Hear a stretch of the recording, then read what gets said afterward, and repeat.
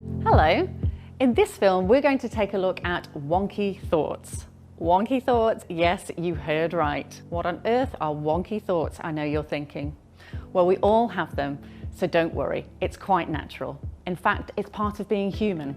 We wouldn't be who we are without the odd wonky thought now and again. They normally take up some form of negative position.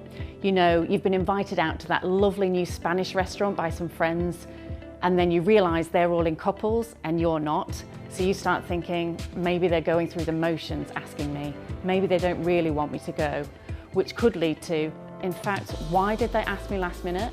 I bet they planned this ages ago, which soon could lead to, they don't even like me, or the classic, they just feel sorry for me. And before you know it, you're feeling anxious, your body responds, and you may end up not going out, and so on. And that's just one example of wonky thinking. You can see it can cause an irrational cycle of negative value judgments and behaviours.